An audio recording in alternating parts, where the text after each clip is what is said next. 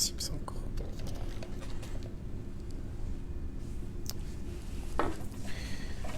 Ça va marcher. Attention. Tu fais exprès, non? Non, voilà.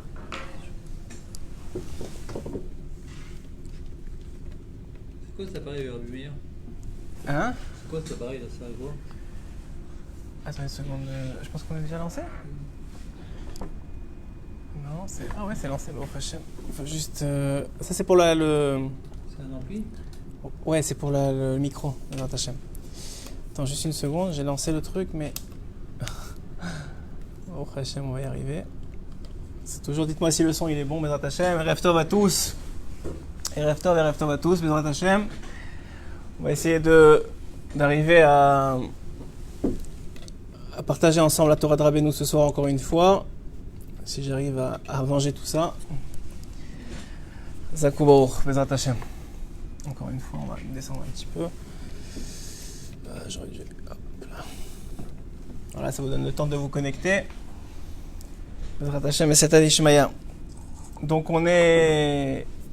Erev Tov. ערב טוב, אני מקשר לעצמי לכל הצדיקים האמיתיים שמדורנו ולכל הצדיקים האמיתיים משוכני עפר וברכת רבנו הקדוש. צדיק יסוד עולם נחל נובע מכוח חוכמה רבנו רבי נחמן בן פגי ושמחה נחמן נאומן זכותו יגן עלינו ישראל אמן. Donc on vient de passer, c'était hier la parasha de Korach, à part de tous les malades d'Israël, Bezrat Hashem.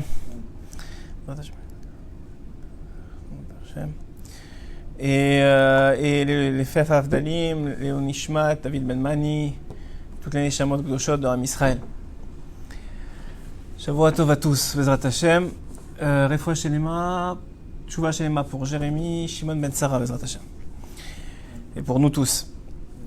Donc, avant de commencer le shiur d'habitude, qui est le shiur de l'écoute à la chôte de Rabbi Nathan, on va essayer de prendre un peu de moussar, de tout ce qui s'est dit ou tout ce qui s'est passé dans la Torah de cette dernière semaine et qui touche évidemment tout ce qui se passe autour de nous, en particulier en Eretz Israël en ce moment.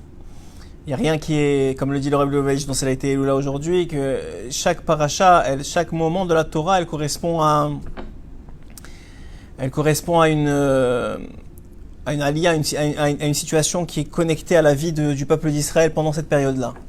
Chaque jour même, ça correspond à un passage de la Torah, et ce passage de la Torah, il est connecté à la vie. Hein? Jérusalem, ce qui s'est passé, il y a eu un gouffre, un trou comme ça avec ses... À Jérusalem? Quand? Yeah, cette semaine là. Ah ouais? Pendant un peu de voir. Ah, j'avais même pas entendu. Un trou énorme. On a mis des vidéos sur YouTube. Donc, de la même façon qu'elle s'est ouverte la terre pour Korach, il y a eu un trou à Yerushalayim cette semaine? Des voitures sont tombées dedans et tout. Dans Des voitures? Ouais, comment ça s'appelle? L'hôpital. L'hôpital, sur le parking hôpital. Un trou énorme. Waouh, j'étais pas au courant, tu vois. Bon, ben voilà, donc on voit bien que ce que disent les tzadikim, ils savent de quoi ils parlent. Et Mamash, c'est ça, c'est que c'est connecté. Mais on a une connexion profonde entre ce qui se passe dans la vie de tous les jours. Des fois on le voit, des fois on le voit pas. Mais avec la paracha.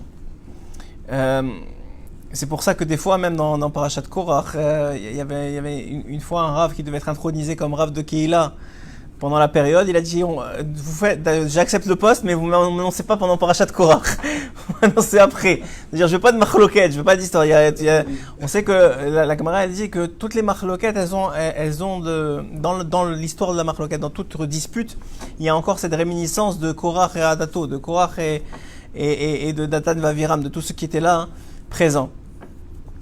Alors, l'idée, évidemment, pour aller un peu plus loin que de dire simplement que c'est une stupidité dans ce monde de rentrer dans des marloquettes et dans des disputes et encore plus si on n'est même pas concerné, et encore plus si c'est entre des rabbanim, chas v'shalom, c'est sûr pas rentrer dans tout ça.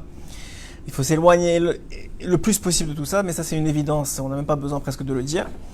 Mais de voir un peu plus en profondeur à travers les yeux de Rabbi Nathan aussi, qu'est-ce qu'il y a à apprendre, c'est quoi notre moussar pour aujourd'hui? Alors Rabbi Nathan, d'abord, il dresse un peu le tableau en disant que Korach, il faut comprendre que c'était pas n'importe qui. C'était l'un des plus érudits, des plus riches, des plus respectés de l'âme Israël. Il connaissait toute la Torah Kula. Il avait reçu, comme tout le monde, comme lui-même, il a argumenté qu'il avait reçu la Torah au Har Sinaï comme tout le monde. Mais il était kadosh, c'était quelqu'un de très très saint. il était très, très grand en Torah, il était très grand en compréhension, il était très chacham. Et les gens qu'il a réussi à convaincre, c'est pas des petits. Il a convaincu 250 du Beth Din de Ham Israël. Ça veut dire des gens qui connaissaient, qui étaient dans l'élite de Ham Israël, des gens qui comprenaient, et il les a pas convaincus en usurpant ou en essayant de leur mentir. Non, il leur a donné des arguments qui, aux yeux et aux oreilles de ces gens qui étaient tellement intelligents en Torah, ils avaient l'impression eux-mêmes qu'il avait raison, que c'est lui qui avait raison. Comment Rabbi Nathan, il dit, mais comment il a réussi à faire ça? Et lui-même, il était convaincu qu'il avait raison. Un par Ruach HaKodesh, parce qu'il a vu que Shmuel descendait de lui, et Shmuel, il s'écrit qu'il était Keneged, il était plus grand, ou en tout cas équivalent à Moshe et Aaron ensemble. Donc il a vu que s'il y a un tellement grand tzaddik qui descend de moi, c'est que moi je dois être quelqu'un de bien. Et en plus de ça, il était convaincu de ce qui se passait. Il était convaincu d'avoir raison. Il y avait des questions sur la halakha ou sur que c'est lui le... Il est rentré dans des questions de halakha, par exemple, pourquoi si il y a une bête à Knesset où il n'y a que des Sefrei Torah, pourquoi il y aurait une mezouza? Ou par exemple, si le tissi était complètement techelet, pourquoi il y aurait un tissi supplémentaire? Mais ça, tout le monde connaît, c'est le Midrash qui rapporte ça. Même, c'est des questions qu'il avait, mais plus que ça, pour aller plus loin, Rabbi Nathan, il explique qu'en vérité, Korach, il avait une idéologie. Et cette idéologie, elle était fausse, mais elle était justifiable. C'est-à-dire, elle se justifiait, elle se défendait. C'était quoi l'idéologie? Rabbi Nathan, il dit que il avait cette phrase-là, qu'on est tous des égaux devant Hachem. Alors, qu'est-ce que ça veut dire être tous égaux devant Hachem? Rabbi Nathan, il dit, et ça a plu à ces 250-là, à ces 250 têtes du peuple d'Israël, qu'on est tous des égaux devant Hachem. Rabbi Nathan dit, Chas v'Shalom, nous dire une chose pareille. Ce qu'il faut dire, nous dit Rabbi Nathan, c'est on est tous uniques devant Hachem. Mais égaux, on n'est pas égaux. Chacun est né avec des aptitudes qui sont complètement différentes. De la même façon, le Zohar dit, de la même façon que les panim, les visages, ils sont différents. Alors de la même façon, les âmes, elles sont différentes. De la même façon, les tikkunim sont différents. De la même façon, on est différents chacun d'entre nous. Et même des vrais jumeaux, on sait que la mère, elle est capable de voir qui est qui. Parce qu'il y a des expressions, il y a des fois un grain de beauté, quelque chose qui change dans le panim, pour moi. Alors ça veut dire qu'elle est venue faire la même chose que moi. Donc elle n'a rien à faire ici. Prenez tous les deux à faire. On devrait être une seule personne. Et est-ce que l'assemblée de Korach, elle voulait aussi défendre Korach dans sa jalousie? Non, je pense pas qu'ils se sont fait prendre dans l'intellect, dans l'aspect intellectuel de l'argumentation Korach. Pas sur la recherche du kavod. C'est vrai que quand il a convaincu toute la tribu de Réhouven qui était la plus proche de lui. Donc de là on apprend qu'il faut toujours vivre et s'approcher de tzadikim et vivre avec des tamidei chachamim et être voisin de tamidei chachamim, parce que là où les gens qui sont autour sont très capables de t'influencer négativement dans la vie. Donc il faut toujours t'entourer de bonnes personnes. Mais que l'argument par rapport à eux, c'était de dire, mais Yaakov, il vous a pris la Bechora, il vous a pris la Bechora, il a donné aux Lévim, mais regardez maintenant, vous êtes rejetés, c'est eux qui font tout, et maintenant Moshe, il est le manhig, il a mis, j'ai vu un midrash incroyable qui disait que, comment Korach, qu'on dit qu'il connaissait tellement bien la Torah, qu'il était tellement profond, qu'il connaissait tellement la Torah, comment on peut dire qu'il n'a pas compris que c'est Hachem qui avait mis Moshe, qui avait mis Aaron? C'est évident que c'est Hachem. Alors j'ai vu quelque chose d'incroyable. Il me semble que c'est le nom du roi Chaim HaKadosh, qui dit qu'en vérité, Korach, il savait que c'était Hachem qui avait mis Moshe et Aaron en place. Mais, et même le chef de la tribu qui était aussi de leur même famille, des tribus des Lévi'im. Mais ce qu'il pensait, lui, c'est que Hachem avait fait ça par réponse aux prières de Moshe. C'est-à-dire que Moshe, il avait prié pour que Aaron il soit le Kohen, et Hachem, il a dit OK. Comme si Hachem, il avait été emporté par la prière de Moshe. Alors, c'est à quel point il s'était convaincu de choses qui n'avaient aucun sens. Et toute l'idée, elle n'est pas là. Ce que je vais essayer de sortir, c'est pas, la paracha, elle est passée, mais c'est pas plus que, et là, on rentre dans Chukat, la paracha de cette loi si incompréhensible. Oui, que cette loi, on la comprend pas, et Akadosh Baruch Hu, il nous demande de faire toutes les mitzvot, même celles qu'on comprend comme Chukat, c'est-à-dire comme juste parce qu'il nous l'a demandé, pas parce qu'on comprend. C'est une preuve de Emouna et de Bitachon à Kadosh Baruch Hu. Mais l'idée fondamentale, vraiment très très forte, c'est que l'idée fondamentale, elle est que Rabbi Nathan, il essaie d'expliquer qu'un homme, il peut très vite tomber dans le problème de Korah. C'est quoi le problème de Korah? C'est quoi le problème de Korah? Pourquoi il peut tomber dans ça?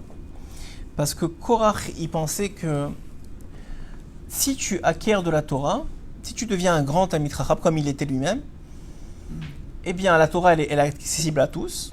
Quelqu'un il s'assoit, il étudie, il apprend, comme on apprendrait des maths, de la physique, il apprend, il devient un expert dans la Torah. Eh bien il peut être manéique du peuple d'Israël, il peut être Kohen Gadol, il peut être ce qu'il veut, parce que maintenant il a dans sa main la Torah. Rabbi Nathan il explique c'est quoi le problème avec Korah? C'est le problème en vérité avec les Meraglim, c'était le problème avec Myriam à un plus petit niveau bien avant. Toutes les parachutes elles se suivent parce qu'elles ont tous le même derrière, la même direction. Le problème il est que Korah ne comprenait pas qu'il y avait des Talmidei Chachamim, qui était un niveau de compréhension, de connaissance d'Hachem, et parmi ces Talmidei Chachamim, il y avait des gens qui étaient comme élus, entre guillemets, bien sûr que c'est une notion qui est, peut-être élu, c'est pas le bon mot, mais qui sortait du groupe des Talmidei Chachamim, qui étaient des tzadikim. Que tzadik, c'est au-dessus de Talmid Chacham. Tzadik, c'est une connexion tellement forte avec Hachem, parce qu'il a tellement des bonnes midotes, parce qu'il s'est tellement travaillé, parce qu'il a tellement une vision positive sur l'autre, parce qu'il il fait tellement attention à ses yeux, à ses pensées, etc., etc., que ça devient, c'est au-dessus du Talmid Chacham. Il connaît toute la Torah, comme le Talmid Chacham, mais en plus, il va au-dessus de la lettre de loi. Ça veut dire quoi? Quand on va voir un tzaddik, et on lui dit, voilà, est-ce que pour moi, je devrais aller dans tel yeshiva ou tel yeshiva, ou je devrais prendre un téléphone, ou un téléphone kasher, hein, on parle de kasher évidemment, ou pas du tout de téléphone. C'est quoi mon niveau? Le tzaddik, lui, là on parle pas de quelque chose qui est, que tu vas voir un rav ou un talmid chacham pour te dire, ça c'est assour, ça c'est moutard. Ça, il faut connaître la lettre de loi, ça, il faut connaître la loi. La halakha, est-ce que j'ai le droit de manger ça ou ça? Est-ce que ça c'est un hersher kasher ou pas? Est-ce que j'ai le droit d'aller là? Ça c'est permis, c'est pas permis. Maintenant on parle de quelque chose de beaucoup plus fin. Parmi deux choses qui sont permises. Un conseil. Vers quoi je devrais aller? Ça prend plus un talmid chacham, ça prend un tzaddik. Ça prend quelqu'un qui a une tellement grande connexion et compréhension d'Hachem que lui, il voit au-delà de ce qu'un talmid chacham peut voir en ouvrant un livre. Il voit dans la personne, dans l'âme de la personne, dans le tikkun de la personne, dans la réparation de la personne. Ça, c'était Moshe et Aaron. Ça, c'était après ça, tous les grands tzadikim, le Rabbi de Lubavitch, je répète aujourd'hui, le Rabbeinu évidemment, le Baal Shem Tov. Ça s'appelle les tzadikim. Les tzadikim, c'est pas seulement des talmidei chacham qui connaissent toute la Torah, c'est des gens qui connaissent, qui sont proches d'Hachem, qui connaissent Hachem. D'une façon que personne d'autre ne connaît Akadosh Baruch Hu, ne comprend Akadosh Baruch Hu. De la même façon que quand Hachem il a dit à Moshe, je vais les détruire au moment du veau d'or, il a compris à Moshe que Hachem il est en train de lui dire, vas-y prie pour eux, défends-les et je vais les faire donner. Alors que Noach avant lui il n'avait pas compris, même Abraham avant lui avec Sodome il n'avait pas compris, mais Moshe lui il a compris. Quand il leur a dit séparez-vous au moment de Korah, il a dit à Moshe et Aaron, séparez-vous du peuple. Qu'est-ce qu'il a compris Moshe? Je vais tomber maintenant, c'est le moment de prier pour eux. Il est tombé sur sa face, il a prié pour eux, et la Magéfa s'est arrêtée. Il y a eu 15 000 morts au lieu d'en avoir des millions. C'est déjà énorme, mais au moins il y en a, et ça s'est arrêté. Alors que quelqu'un qui entend séparez-vous, il comprend ça, il va tous les exterminer, et on se sépare. Moshe et Aaron, ils ont dit non, on va prier, on va mettre la face par terre et on va prier à Hachem qu'il les pardonne. Donc ça prend un tzaddik, ça prend quelqu'un qui comprend la finesse d'Hachem, qui a une connaissance parfaite, bien sûr de la Torah, mais d'au-delà de la Torah. Et ça, c'est le peu des tzadikim qui nous restent dans notre génération. Il y en a encore. Il faut les chercher, il faut prier pour avoir des contacts avec eux, il faut essayer de leur demander le maximum, parce que c'est la seule façon. Alors, moutar ou assour, c'est évident. Quelqu'un il est dans une situation où il est en situation d'aller contre la halakha. Alors, il n'y a pas besoin d'un tzadik. Tu vas voir ton rav, tu as besoin d'un rav. Tu vas voir ton rav, est-ce que j'ai le droit? J'ai pas le droit. C'est écrit Shulchan Aruch, Seif Gimel, Yoredea, tu n'as pas le droit. Va regarder, tu vas voir. Rav Vadia, il écrit dans tel livre, tu n'as pas le droit. Ça prend quelqu'un qui connaît. Mais quand il s'agit maintenant de quelqu'un qui... Les deux options sont bonnes. Qu'est-ce que je fais? Qu'est-ce qui est la meilleure pour moi, pour mon tikkun, pour ma réparation, pour ma venue dans ce monde? Ça prend le tzaddik. Et Korach, il comprenait pas parce que lui-même, c'était pas un tzaddik. Donc il comprenait pas. Moi, je suis un talmid chacham, il dit. On est tous des talmidei chachamim. Pourquoi on est tous des talmidei chachamim? On a tous reçu la Torah à Sinaï. Donc on peut tous être à ta place, Moshe, on peut tous être à ta place, Aaron. Mais non, Moshe c'était le din, Aaron c'était le chesed, ils étaient en train de sanctifier le peuple avec leurs actions, avec leurs pensées, c'était au-dessus de la lettre de loi. Donc un homme maintenant, Et on voit que dans toutes les parachiotes qui précèdent Roukat, donc on a vu avec Myriam, c'était le même problème. Myriam, elle comprenait pas pourquoi Moshe devait se séparer de sa femme, alors que Aaron, qui est aussi un prophète, il n'a pas besoin de se séparer, alors que elle, qui est aussi une prophétesse, elle n'a pas besoin de se séparer. Mais Moshe, il était plus proche d'Hachem, il avait besoin d'être connecté tout le temps, il avait besoin d'être prêt de parler avec Hachem tout le temps. Donc elle comprenait pas, et elle a pris de la façon dure, même si c'était un avak lachonara, c'était pas vraiment du lachonara, on a dit Myriam c'était une prophétesse, elle était de tzadékette, etc. Elle a fait peut-être une seule petite erreur, et c'est même pas, pour nous ce serait même pas une erreur, mais pour elle, Hachem il voulait qu'elle rentre propre au Gan Eden, donc elle voulait pas qu'il reste quoi que ce soit dans son dossier dans ce monde-ci, donc il l'a puni comme si elle avait fait du vrai lachonara. Tout de suite après on voit les Meragelim.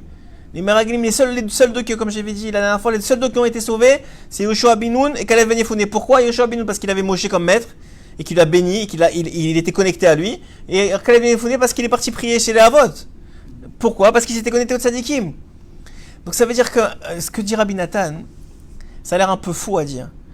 Mais ça suffit pas. Et je sais qu'il y en a qui ça choque. Mais il faut que vous compreniez. On le voit à travers toutes les parachutes qui viennent de passer. Ça suffit pas de connaître la Torah. Ça suffit pas de croire, parce que c'est pas vrai qu'on a de la émouna en Hachem. Il faut avoir une émouna parfaite dans cette tzadikim. Parce que eux, ils savent ce que Hachem veut de nous. Ils savent exactement. Nous, peut-être le Serra, il nous dit, c'est ça la meilleure chose, parce qu'il sait que tu vas tomber là-bas. Des fois, pour des gens qui sont grands en Torah, ou qui même pas grands, mais des gens qui veulent faire le bien, le Serra, il nous dira, ben nous, il s'habille dans la mitzvah. Cette mitzvah-là, fais-la, tu vas voir, ça va bien aller. Et finalement, tu tombes à cause de cette mitzvah-là. Le gars, il va aller à la yeshiva et finalement, il tombe à la yeshiva. Mais j'ai voulu aller faire quelque chose de bien. Ouais. J'ai voulu faire quelque chose de bien, mais c'était pas la bonne chose pour moi à ce moment-là. Mais ça, c'est seulement un tzaddik.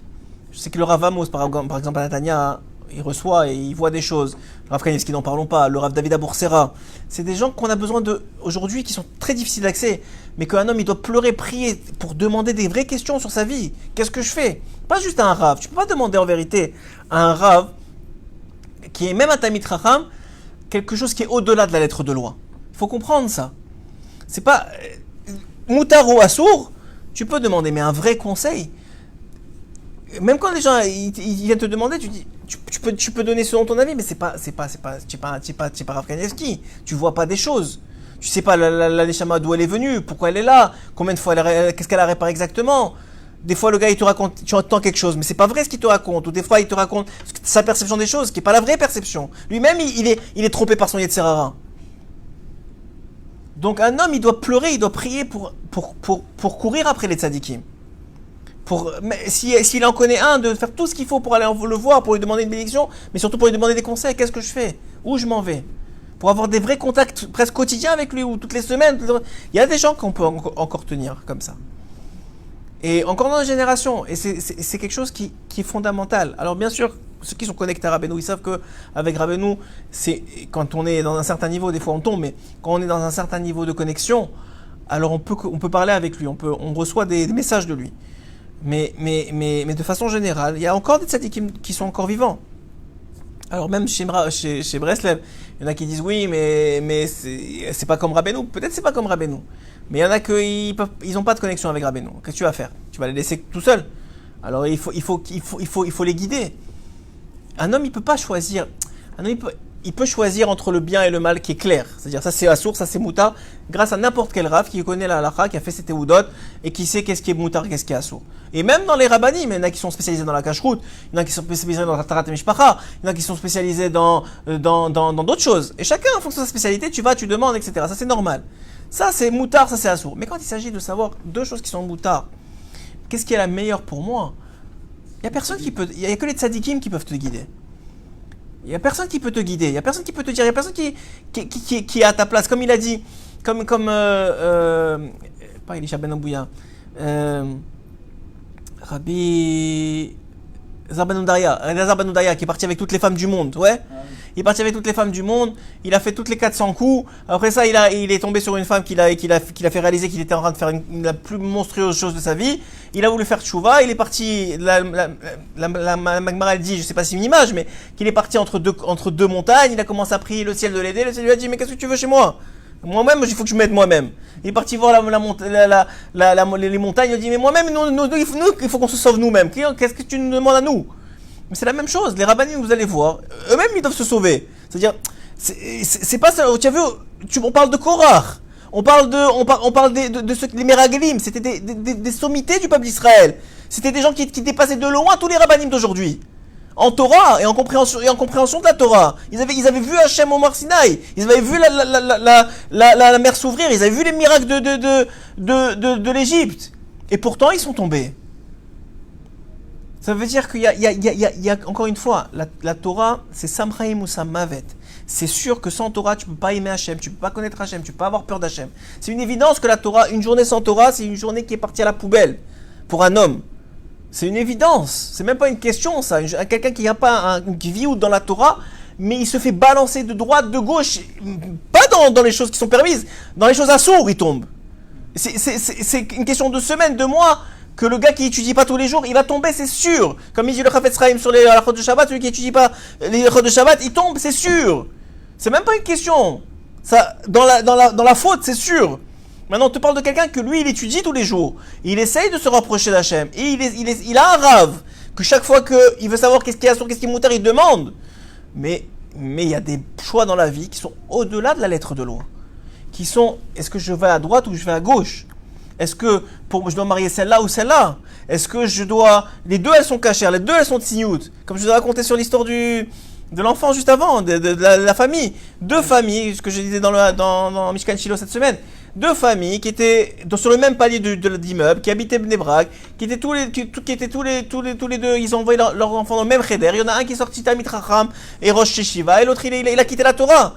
Alors ils sont venus voir un rav, un tzaddik, pas seulement un rav, un tzaddik, et ils lui ont demandé mais qu'est-ce qui s'est passé? Et il leur a répondu quelque chose que personne n'aurait pensé. Peut-être on aurait dit, c'est parce que vous avez pas de Shalom Bayit. Ils avaient tous les deux Shalom Bayit. C'est parce qu'elle était pas Tziout la mère, et tous les deux la mère était Tziout. C'est parce que le père, c'était un faux religieux. C'est pas vrai, les deux étaient dans l'école libre. Alors qu'est-ce qui s'est passé? Pour une chose aussi stupide que de dire, stupide, c'est pas stupide, mais de dire que le matin, en se réveillant, il y a une mère, les deux ils avaient besoin de lait et de pain pour aller chercher. Il y a une mère qui demandait à son fils, s'il te plaît, va me chercher le lait et le pain. Il lui disait, mais si je vais chercher le lait et le pain, je vais être un peu en retard à l'école. Elle lui dit, c'est pas grave, on a besoin de lait et de pain. Et l'autre, elle lui disait, non, si tu vas être en retard à l'école, va à l'école, moi je vais t'amener plus tard le lait et le pain. Ça veut dire, ne rate pas une minute de Torah. Pour cette distinction-là qu'il leur a trouvée, cette distinction-là a fait que il est devenu Rosh Kolel et que l'autre, il est pas non plus, il a juste laissé le monde de la Torah. Peut-être il fait encore Shabbat, il fait encore les fêtes, etc. Mais il est pas resté dans un Kolel toute sa vie. Pourquoi? À cause d'une distinction que le matin, il a compris que c'est pour sa mère à lui, le pain c'était plus important que la Torah, et l'autre pour sa mère à lui, la Torah c'était plus important que le pain. Pour une distinction aussi fine que ça. Donc nous, où on est nous? Qu'est-ce qu'on va devenir si on parle déjà comme ça? Donc encore une fois, ce que Rabbi Nathan il a mis en exergue, j'ai pas vu dans aucun autre livre, c'est que la vraie faute de Korah, et la vraie faute des Meragelim, et la vraie faute de Myriam, même si on voit que ça va en crescendo. Myriam, c'était une toute petite faute, qui était même un Havak Lachon Hara. Après, ils n'ont pas appris les Meragelim. Rachid dit pourquoi les Meragelim et collé à l'histoire de Myriam? Parce qu'ils n'ont pas appris de Myriam. Et les Meragelim, ils ont parlé contre la terre d'Israël. Et après ça, ils ont parlé contre qui? Contre le Tzadik. Donc ils sont allés de plus en plus. Et le Tzadik et d'Israël, le Rabbi Rabbeinu dit c'est la même chose. Donc ça veut dire, à chaque fois, ils sont partis de pire en pire. Et on voit que la Torah, elle augmente, elle augmente, elle augmente. Dans la faute, dans cette faute-là. La faute de quoi? De comprendre qu'il y a la Torah et il y a les Tzadikim. Et il y a Hachem. Et que ça, c'est des paliers. Sans Torah, jamais tu pourras atteindre Hachem. Et sans les tzadikim, jamais tu pourras atteindre Hachem. Il y en a qui disent non, la Torah, ça me suffit. C'est pas vrai. On a vu Korah, on a vu les Meraglim, on a vu tout ça. C'est pas vrai. Ça n'existe pas une chose pareille. La Torah ne suffit pas. On a besoin des tzadikim pour se guider. On a besoin celui qui a un Rav qui est lui-même tzadik, alors il est au paradis. Il sait exactement où aller que celui qui avait comme Rav le Baal Shem Tov par exemple, mais il était au paradis. C'est exactement qu'est-ce qui va lui arriver à 120 ans. Parce qu'il a suivi exactement tous les pas du Baal Shem Tov, il a dit fais ça, il n'aura pas de surprise à 120 ans. Mais celui qui a un Rav, qui a un Talmid Chacham, mais qui n'est pas un tzaddik, c'est deux choses qui sont différentes, c'est des paliers. Alors il va à 120 ans savoir, s'il a respecté, il va voir à 120 ans qu'il n'a pas fauté, c'est déjà énorme. Mais est-ce qu'il a fait ce qu'il est venu faire dans ce monde? C'est tout le lignan de Rabbi Nathan qui dit que c'est tellement important de venir à Rosh Hashanah. Pourquoi? Ou à Ouman? Parce que Rabbeinu t'a dit, c'est sûr que tu dois avoir un Rav, c'est sûr que tu dois savoir la halakha, Tu dois étudier la halakha, c'est la base. Sinon, tu sais pas ta droite de ta gauche, tu la connais pas. Mais pourquoi tu es venu dans ce monde? Et à qui tu dois rembourser? Et à qui tu dois dire pardon? Et à qui tu dois faire attention? Ça, tu sais pas. Alors ça, c'est fondamental. Les gens, ils comprennent pas, mais c'est fondamental. Et on le voit, c'est répété, répété, répété à chaque fois. C'est répété dans la parashat Noach, c'est écrit Noach ish tzadik, ouais, Bedorotav, et après, et Hachem il s'est révélé à Noach. C'est écrit 3 fois Noach dans le même verset. Alors là-bas, le Chachamim pose la question, pourquoi 3 fois Noach? La Torah, elle est médouillée sur chaque mot, pourquoi 3 fois Noach? Alors il dit, parce que Noach c'était ish tzadik. Pourquoi c'était un ish tzadik? Parce que il était Noach, Noach ça veut dire aussi, il était gentil, il était naïm, il était bon avec les autres, et il était bon avec Hachem. Mais quand il s'agissait de faire la distinction, à savoir, est-ce que je dois maintenant aller plus vers les autres ou plus vers Hachem, il savait que Hachem il se révélait à lui pour dire, c'est ça le choix que je dois faire. C'est-à-dire maintenant, je sais pas moi, tu dois, quelqu'un qui t'a fait du bien, il t'a invité à un mariage par exemple, mais tu sais que ce mariage, il va pas être sniout. Alors, est-ce que tu dois aller? Tu dois pas aller. Mais d'un côté, tu dois lui faire karatatov, qu'il a fait du bien. D'un autre côté, le mariage il n'est pas de sniout, c'est pas la volonté d'Hachem. Qu'est-ce que je fais? Alors là, c'est clair, c'est un exemple qui est facile. Tu comprends que si tu peux, tu vas au moment où la choupa et tu fais attention de ne pas regarder ce qu'il n'y a pas. Même à la choupa aujourd'hui, c'est difficile. Mais on va dire que tu vas à la choupa, mais ça prend des gens qui sont au-delà de la lettre de loi. Ou quelqu'un il sait qu'il va aller maintenant chez son père, il a fait tchouva.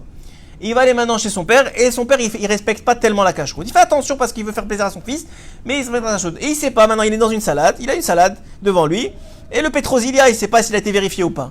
Alors qu'est-ce qu'il va faire? Il va faire un scandale à Shabbat, ah, je vais pas manger ça, et je vais pas venir chez toi. Il pourrait dire ça. Selon la lettre de loi, il a raison. C'est écrit qu'il faut manger cachère, mon père il respecte pas cachère, je m'en vais chez mon père. A plus B égale C. Mais c'est pas ça la Torah. Ça c'est ce qui est écrit. Mais qu'est-ce que tu fais de ça? Comment tu vis la chose? Alors là, tu vas voir un rav ou un tzaddik, et lui il va te dire, écoute, tu dois quand même respecter ton père. Alors soit tu te débrouilles pour l'inviter toi, soit si tu peux pas l'inviter toi, que ben match tu dois partir. Alors tu fais attention gentiment de pas manger la salade ou de pousser le Petrosilia. C'est quoi? C'est tellement grave. Tu manges la tomate et tu manges pas le Petrosilia parce que tu sais que la tomate c'est correct, la Petrosilia c'est pas correct. Tu fais attention à ce que tu manges. Ça s'appelle vivre la Torah. Mais pour ça, c'est pas seulement un Talmid Chacham. Il y a des Talmid Chacham qui sont, évidemment, moi je vous fais la distinction comme s'il y avait une barrière entre les deux. Mais il y a des niveaux. Dans Talmid Chacham, il y a des niveaux. Il y en a qui se rapprochent plus du tzaddik, qu'il y en a qui se rapprochent du Talmid Chacham, juste qui connaît la loi. Mais un homme, il peut pas être dur avec les autres. Il peut pas être même dur avec soi-même. Rabbi Nathan, il dit, on l'a vu dans le début d'écouter la chod, un homme, il peut pas être trop dur avec lui-même. Il va tomber, il va s'éclater. Il doit être capable de voir le bien en lui-même. Il doit être capable de se donner des forces. Il doit être capable d'avancer. Un homme toute la journée, il se bat contre quoi? Il se bat pour être plus proche d'Hachem. Pourquoi tu étudies la Torah? Pourquoi tu fais les mitzvot? Ah, parce qu'il y a un sachar au olam haba. Alors tu es comme un enfant à qui on a promis une sucette. Ou l'âne qu'on lui met le bâton devant, ou pas le bâton, ou peut-être la carotte. C'est assourd d'être comme ça? C'est pas assourd, c'est un niveau, mais c'est le plus bas des niveaux. Tu peux pas vraiment évoluer, devenir ce que tu dois devenir en restant là. C'est la base, comme un enfant. Alors maintenant, le gars, il a fait tchouva à 40 ans. Alors à 40 ans, il est comme un enfant. Mais ça veut pas dire qu'il est Rabbi Akiva. Il a fait tchouva à 40 ans. Mais à 80 ans, c'était le maître de tout le monde. Ça veut dire que c'est pas parce que tu commences tard que tu vas finir comme un enfant toute ta vie. Ça veut dire qu'il y a un path, il y a un chemin à suivre. Alors la base, encore une fois, c'est évident. Un homme, il peut pas vivre sans Torah. C'est pas, je vous dis pas maintenant, alors si c'est comme ça, alors laisse faire. C'est pas possible. Va dire que tous les jours on doit étudier, qu'on doit se casser la tête pour essayer de comprendre c'est quoi la halakha, qu'est-ce qui est moutar et qu'est-ce qui est assour, c'est la base. Mais dans la vie de tous les jours, il y a plein de choses qui sont moutards, qui sont peut-être pas bonnes pour nous. Il y a plein de choses qui sont permises, qui sont peut-être pas bonnes pour nous. Qui sont pas bâtim à nous, qui déséquilibrent notre vie, qui déséquilibrent notre famille, qui déséquilibrent notre couple, qui déséquilibrent nos enfants. Et qu'on fait quand même, alors que c'est pas la bonne chose à faire. Pourquoi? Parce qu'on n'a pas une guidance qui est celle d'un tzaddik. Et ça, c'était la faute de Korach. Ça, c'était la faute des Meraglim. Et c'est pour ça que Choukat vient cette semaine. Il y a Parashat Choukat, elle vient. Et qu'est-ce qu'elle nous dit? Elle nous dit, voilà, vous avez une mitzvah que personne n'a compris à part Moshe Rabbeinu. Et même Moshe Rabbeinu qui l'a compris, il l'a dit à personne. Et Shlomo HaMelech, il a dit, Rechoka Mimeni, elle est très loin de moi. Ma mère qui comprenait tout, et qui était le plus racham de tous, il a dit, cette mitzvah-là est très très très loin de moi. Alors l'idée, elle est quoi? L'idée fondamentale, elle est mamash que il y a l'idée, elle est fondamentale, elle est mamash que il y a au-delà de la lettre de loi, il y a ce que tu sais et ce que tu dois savoir en tant que juif qui est permis, qui est interdit, et il y a dans les permissions des choses qui sont bonnes pour toi et des choses qui sont moins bonnes pour toi à l'instant présent, et ça peut changer. On a vu, par exemple, on rapportait l'histoire du Baal Shem Tov avec Rabbi Nachman Rodenka, qui plusieurs fois lui avait demandé d'aller en Eretz Israël, parce que c'est une bonne chose d'aller en Israël, demander en Israël. Mais le Baal Shem Tov à l'époque lui a dit, c'est pas encore le moment. Dans l'absolu, monter en Israël, c'est la meilleure chose qui peut arriver à un homme. Mais si un homme il n'est pas encore prêt, peut-être c'est pas le moment encore. Alors aujourd'hui c'est le moment pour tout le monde, que personne ne se cache derrière ça. Mais on va dire, en tout cas je crois, mais il faudrait demander à un tzaddik qui soit capable. Il y en a aujourd'hui qui sont accessibles. C'est ça la beauté, c'est que si vraiment quelqu'un il veut, il est sincère, Hachem il va lui trouver les moyens d'atteindre le tzaddik et de poser la question. Si tu es sincère, mamash, Hachem il va, et tu pries pour ça. Rabbi Nathan il priait d'avoir le conseil de son Rav, de Rabbeinu, même après sa mort, et de comprendre la Torah comme il faut, et de savoir ce que Hachem il veut de lui vraiment. Il faut prier pour ça. Et mamash, ça c'est une idée qui est fondamentale dans toute la Avodat Hachem. Qu'un homme il peut gâcher sa vie avec ce qu'il croyait être des bons choix. Parce qu'il s'est convaincu, ou il a laissé le convaincre que c'était la bonne chose à faire. Ça peut être dans les deux sens, rester en Choslarès parce qu'à cause de sa famille. Ah, tu comprends, c'est Kivud Avaim. Mais peut-être c'est pas la bonne chose. Peut-être la mitzvah d'Israël pour toi maintenant c'est plus important que Kivud Avaim. Et peut-être tu vas faire mieux Kivud Avaim si tu quittes ta famille. Tu sais pas quels sont les plans d'Hachem. Et ça prend de la finesse. Personne ne peut vous dire oui ou non, parce qu'il n'y a pas de blanc ou noir, on est dans des zones grises. Alors il dit ici, on va juste dire quelques mots parce qu'on était dans les Tilat Yadayim la dernière fois. Je ne sais pas comment ça va rentrer dans ce qu'on a dit, mais je suis sûr que ça va rentrer.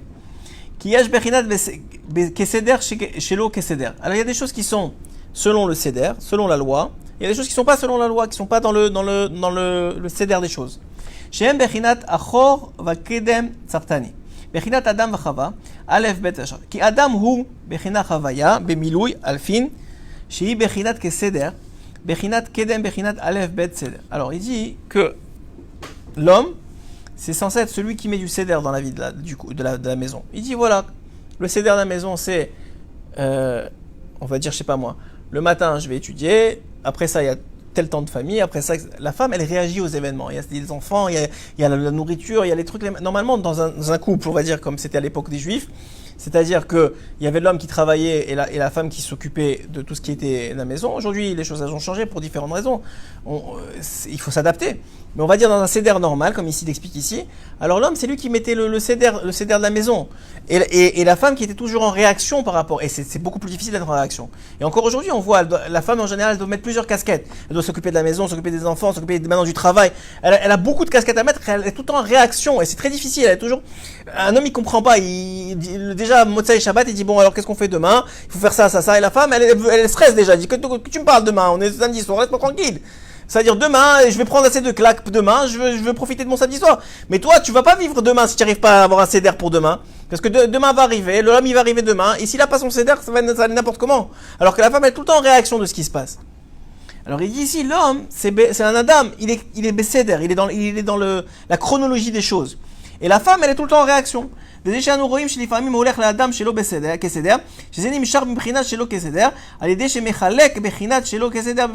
quand l'homme maintenant il arrive et que ça lui arrive à lui il est plus dans le céder, là il est complètement fini. Un homme qui a pas de comment on dit céder, hein? Cadré, voilà, qui a pas de cadre dans sa vie, il part en sucette, comme on dit, excuse-moi du terme, c'est-à-dire il part complètement, il vrille. Et c'est pour ça que l'homme il a une mitzvah tous les jours d'étudier, parce que la Torah ça te met du seder, ça te met du plomb dans la tête, ça te calme, c'est quelqu'un qui étudie pas, un homme il peut aller très très vite dans la faute, il peut très vite tomber, il peut très vite faire n'importe quoi. S'il a pas de seder, d'ailleurs pourquoi l'homme aujourd'hui les femmes et les hommes ils travaillent, mais à l'époque Rabbi Meir dit dans la Gemara, pourquoi il faut apprendre à son fils un métier pour pas qu'il aille voler, pour pas qu'il aille fauter. Parce qu'un homme qui n'a pas de métier, il n'a pas d'occupation, très vite il peut tomber. Parce que c'est pas tout le monde qui peut s'asseoir toute la journée, 18 heures sur 24 à étudier la Torah. Et s'il fait pas ça, la femme, elle est tout le temps, il y a toujours quelque chose à faire. Elle est toujours occupée. Mais l'homme, il peut très vite tomber dans la oisiveté et faire n'importe quoi. Donc il a besoin d'un seder. Un homme, il a besoin d'avoir un seder. Il a besoin d'avoir clairement écrit sur papier, de telle heure à telle heure je prie, de telle heure à telle heure j'étudie, de telle heure à telle heure je travaille, de telle heure à telle heure je suis avec ma famille. Ça, c'est de la vie d'un homme. Un homme, pour avoir une stabilité, il a besoin de ça. Et si une femme, elle voit que son homme, il n'a pas ça, elle doit s'asseoir avec lui et l'aider à faire ça. Et elle verra que son mari va changer grâce à ça. Un homme qui n'a pas une heure de Torah par jour, au minimum, une heure de Torah par jour, 10 minutes d'Idbo des doutes par jour, des tfilotes en son temps en Bébignan, il va en vrille. Et après, elle se demande comment ça se fait qu'il fait n'importe quoi. Et qu'il lui dit pas, et que ça, il brûle l'argent, ou je sais pas ce qu'il fait avec son argent, et après ça, je sais pas ce qu'il fait avec son temps. Elle comprend pas, la femme. Mais parce qu'il n'a pas de seder. Celle qui profite le plus du seder, c'est la femme, parce qu'une fois que l'homme il a le seder, elle a la capacité de réagir aux événements. Mais l'homme, il n'a pas cette capacité-là. שאומר, אנא אמלוך שבזה הוא מחלק בחינת חווה, מלכות לעצמו, ומפחיד אותה מהקדוש ברוך הוא. Parce que la femme, c'est la malchut, c'est la royauté. Et la royauté, elle peut prendre des décisions au fur et à mesure que le temps y passe. Ouais, le roi, lui aussi, il réagit aux événements de la vie. Ça, c'est la malchut. Ça, c'est la femme. La femme, c'est la malchut. Mais l'homme, c'est pas la malchut. L'homme, c'est la couronne. La couronne, elle doit être stable. Elle doit être en place. Tu peux pas changer de roi tous les jours. Le roi, lui, qui est mis en place, maintenant, ce qui se passe en Israël, c'est sûr que ça va créer de l'instabilité. Parce qu'il y a un changement. Le changement, ça crée de l'instabilité. Mais pour ça, il faut être de Bechinat Malchut. Il faut être déjà roi. Une fois que tu es roi, maintenant, tu peux gérer les instabilités. La femme, c'est la Malchut. La femme, c'est la royauté. La femme, elle est capable de gérer. Celui-là, il est malade. Celui-là, il a besoin de faire ça. Celui-là, il a à l'école. L'homme, il pète un câble. Il prend le travail de la femme une semaine parce qu'elle est partie en vacances, mais il comprend pas. Il appelle tous les 10 minutes. Et la plupart d'entre nous, on est comme ça. Parce que nous, on n'est pas comme, on a besoin de A plus B, allez, ça c'est comme ça c'est comme ça. Et je peux faire que ça. Si tu me demandes pas de faire autre chose pendant ce temps-là, parce que maintenant c'est mon temps de Torah, maintenant c'est mon temps d'études, maintenant c'est mon temps de prière, maintenant c'est mon temps des courses, maintenant c'est mon temps, je peux pas faire 10 000 choses en même temps. La femme, elle est tout le temps en réaction. Et Hachem, il a donné la malchut. Il a donné à la femme la royauté. Ça s'appelle, dans l'aspect kabbalistique, ça s'appelle une bechinat de malchut. Qui a ekar chiyuta ma haïta sechel chez ou bechinat keseder. Mais seulement si elle a un mari qui est keseder. Parce que sinon, tout le monde est complètement à l'ouest et elle ne peut plus gérer.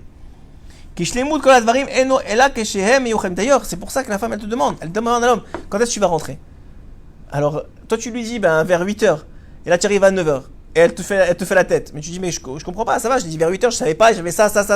Non, tu comprends pas, tu m'as dit vers 8h, pour moi, hein, ça veut dire que tu rentres à 8h ou 8h10, ou sinon tu m'appelles. Ça veut dire, j'ai assez de choses qui changent dans ma vie pour pas qu'en plus toi tu viennes et tu chamboules tout. Déjà, il y a les enfants, déjà il y a le travail, en plus toi tu viens, j'ai besoin d'un mari qui soit kesséder. Parce que si j'ai pas kesséder, c'est déjà complètement le chaos. Alors si tu viens, et je rame pour faire face au chaos, elle te dit la femme. Alors si en plus toi tu viens et tu mets pas du seder dans ma vie, ça marche pas. Alors, מה היינו השכל שהוא בחינת כסדר? כי שלמות כל הדברים אינו אלא כשהם מיוחדים ומקושרים בו יתברך, שאז מקבלים ממנו יתברך חיות בשלמות. Quand il y a cette union-là entre la femme et l'homme, que l'homme il est à sa place en train de faire son seder, et que la femme elle gère toute la difficulté de la vie, alors Hachem il est avec eux. כוח מה שהיא עיקר החיות, בחינת החוכמה ותחיה. Difficulté de la vie, je résume, bien sûr que le mari va travailler pendant la majorité de la journée, il a aussi des problèmes dans le travail, il doit gérer, mais c'est son travail, ça veut dire, même si maintenant il a des changements dans le travail, c'est son travail, c'est-à-dire c'est son job, il sait qu'il est au travail. Alors il dit ici, וחיות היא מוחין בחינת חוכמה, כוח מה שהיא עיקר החיות בחינת החוכמה תחיה. Parce que l'homme, c'est la chokma, c'est l'acquisition des connaissances. La chokma, c'est la partie acquisition de connaissances. Oui. La femme, c'est la bina. La bina, c'est la distinction. Une fois qu'on t'a dit que 1 plus 1 égale 2, ouais, et que 2 plus 2 égale 4, alors maintenant, ça c'est la connaissance, ça c'est l'homme, c'est la chokma. Maintenant, il y a la bina. La bina, c'est de te dire maintenant que je sais que 1 plus 1 égale 2, alors 2 moins 1 égale 1. Ouais, c'est-à-dire, il y a une sorte de distinction. D'abord, premièrement, que 2, je suis allé un peu trop vite. La femme, c'est 2 et 1, donc c'est différent. Déjà, on comprend que 2 et 1 c'est différent, puisque 1 plus 1 égale 2, donc 2 et 1 c'est différent. Je vous fais ça très basique. Maintenant, ensemble seulement, ils vont arriver au da'at. C'est quoi le da'at? C'est quand tu es capable de dire que puisque 1 plus 1 égale 2, alors 2 moins 1 égale 1. C'est-à-dire que tu viens faire une déduction de l'acquisition des connaissances et de la distinction. Et à ce moment-là, et c'est grâce à qui que vous êtes capable de faire ces discussions-là dans le couple. Le couple, c'est un microcosme. Mais dans l'homme lui-même, il y a une partie féminine, une partie masculine. Et dans la femme aussi, c'est la même chose. Donc, en vérité, c'est la shlemout avec soi-même. C'est vrai dans le couple parce que c'est un macrocosme de la situation. Mais c'est vrai aussi, chacun à titre individuel, il a besoin d'avoir une partie qui est sédère et une partie que dans son sédère, il a des parties freelance comme ça. Ouais. Pourquoi? Grâce à qui il arrive à déduire? Grâce à Hachem. La déduction ne vient que grâce à Kadosh Baruch Hu. Ça veut dire que si tu arrives à déduire quelque chose, par exemple, tu t'es assis, tu as appris une halakha, et maintenant tu arrives à déduire de cette halakha une autre halakha, c'est parce que Hachem il est avec toi. Sinon, c'est pas vrai. Sinon, tu t'arrêtes à ce que tu as appris. Acquérir des connaissances, ça appartient à l'homme. Assis-toi, apprends comme un chamor, répète 1000 fois, ou 400 fois comme l'histoire de l'Agmara, tu vas apprendre. Et si c'est pas 400 fois, 800 fois, à la fin tu vas apprendre. Même le plus bête, il va apprendre. Mais la question, est-ce que la personne elle va déduire? Ça non, ça c'est pas donné à tout le monde. Ça, il n'y a que Kadosh Baruch Hu qui lui donne ce push supplémentaire, cette bénédiction supplémentaire. Et c'est la preuve qu'Hachem il est avec toi.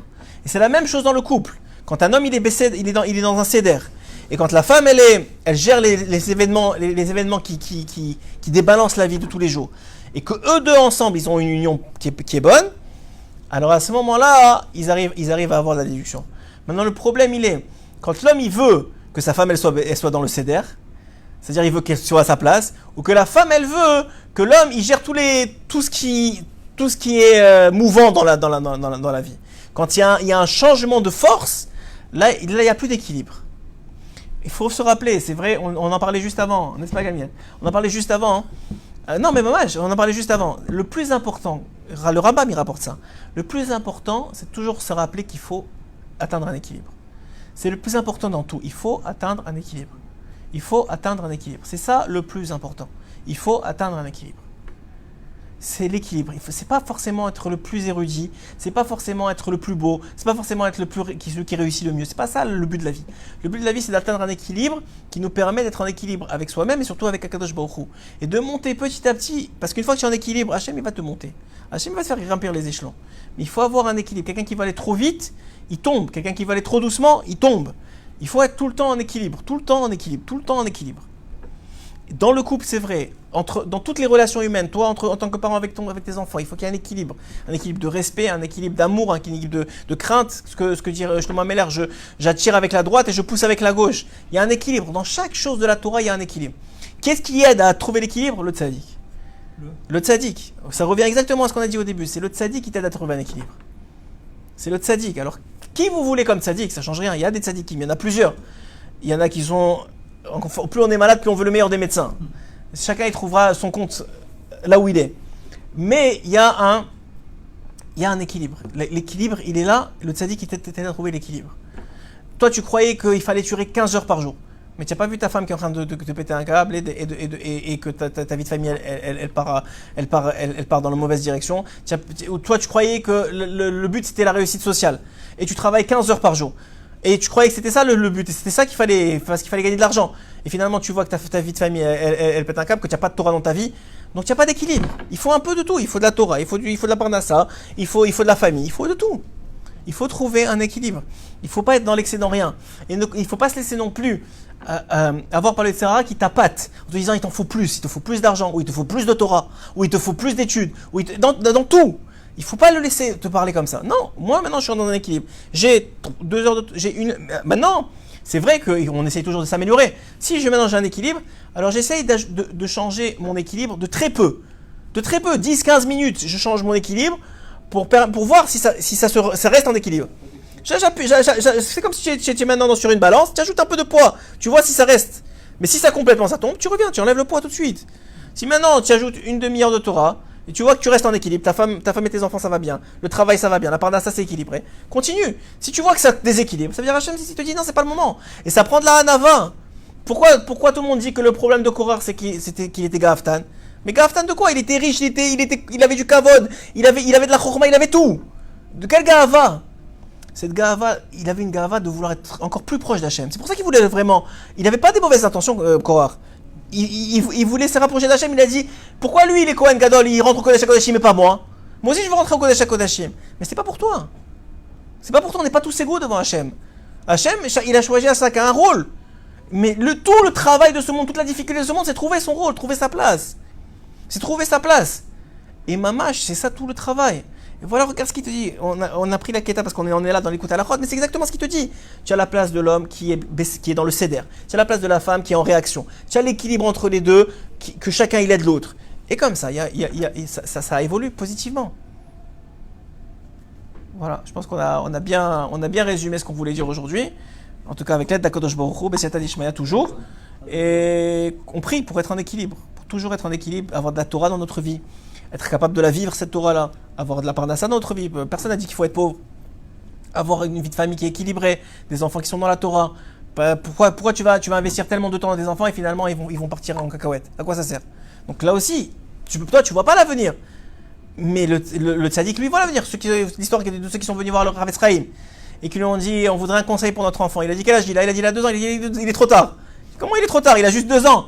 Il a dit, il fallait venir 2 ans avant qu'il naisse. C'est vous d'abord, c'est vous les détenteurs de ce qu'il va devenir lui.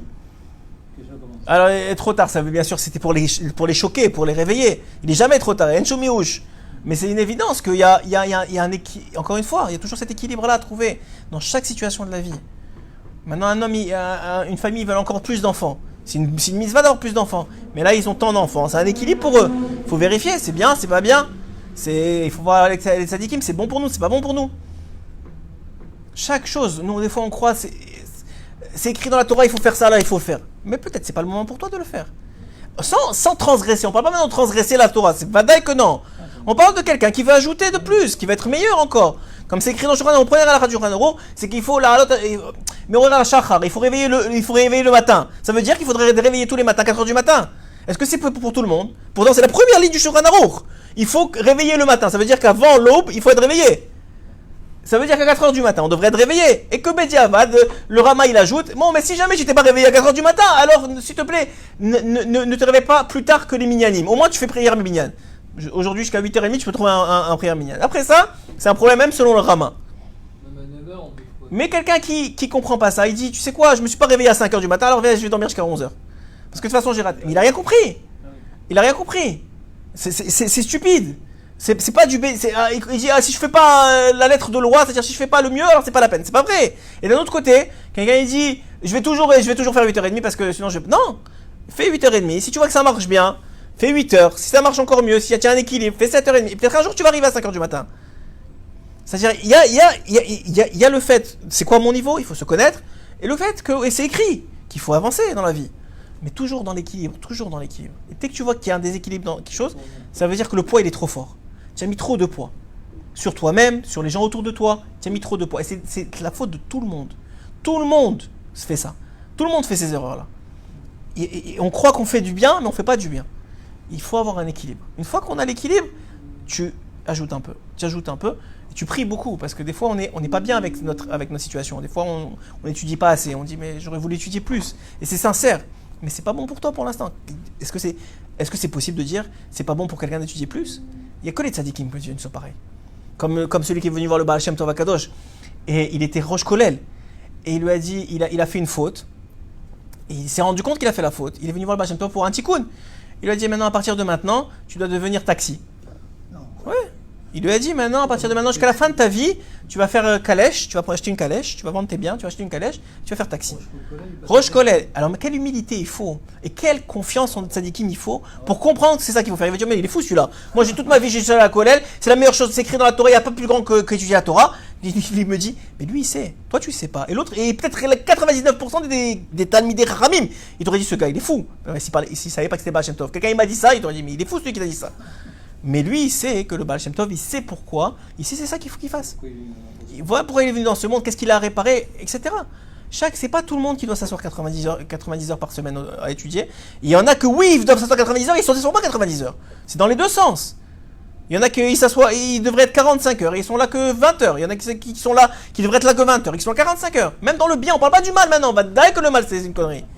On va dire que le mal c'est pas bien. On parle dans le bien. Dans le bien, dans le bien. On parle maintenant des gens qui essayent de s'améliorer, qui veulent...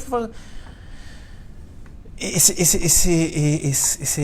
de tous les jours, tous les instants, on a ces épreuves-là. Le Yetzirah, il ne lâche pas. Nous, on croit, on écoute les paroles des Chachamim. Le Yetzirah, il est toujours là, il est vieux. Mais parce qu'on ne sait même pas à quel point il est en nous. On ne sait même pas à quel point il nous attaque. Nous, on croit... ouais, il est pire que le Hamas, il n'arrête pas. Je crois qu'il est tranquille. Et il n'est pas tranquille, il n'est jamais tranquille. Voilà l'idée qu'il faut comprendre, Mamash, dans ces moments-là. Dans ces moments aussi, on est bilboulé. Hachem, il est en train de changer le monde. Il met des épreuves. Il y a eu d'abord évidemment le virus, après ça il y a Méron, comme on a dit. Il y a eu les attaques du Hamas, et maintenant il y a le gouvernement qui complètement va en vrille. Mais ça, c'est un plan d'Hachem. Un homme, qu'est-ce qu'il doit se dire face à tout ça? Moi, je dois avoir un seder. Et une femme, elle doit gérer ce qu'elle a à gérer dans sa vie. Et tout le reste autour, Hachem, il s'occupe. Moi, je peux faire ce que je peux faire pour moi. Si je peux aider quelqu'un d'autre qui est proche de moi, je le fais. Si je peux aider quelqu'un d'autre qui est même un peu loin de moi, je le fais. Mais ce que je peux pas changer le monde. Chazak ou Baruch.